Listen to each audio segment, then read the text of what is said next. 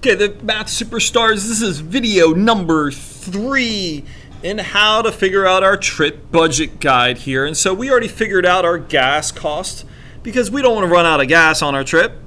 Now we're going to figure out our hotel costs. And so in order to calculate this, so what I did was I gave you some guidelines. So the first step you have to ask is how many nights is your trip? And so remember that at each stop, you might be spending the night.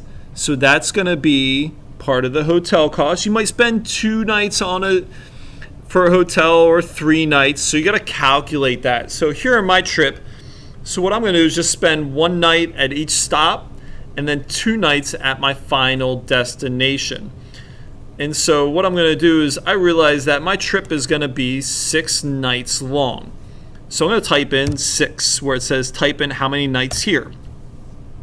And then it says the average cost for a hotel is $135 per night.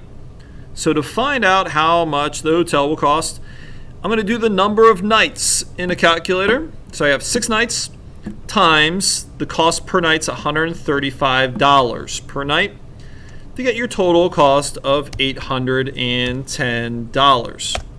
That's how much the hotels will cost for my trip. And you might say, Mr. Peterson, well, I found some cheaper hotels for that. And so what we're going to do is you're going to be allowed to make recommendations for hotels for the families. We're not booking anything.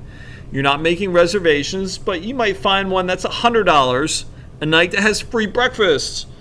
And so you might in your recommendations go, hey, I can save you money by choosing this hotel. And so, but for the sake of our budget, the $135 a night, that's about the average cost of a hotel room in America.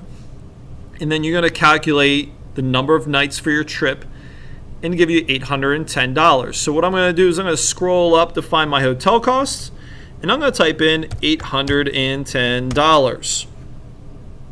And so next part of the video is going to figure out how to calculate your food costs.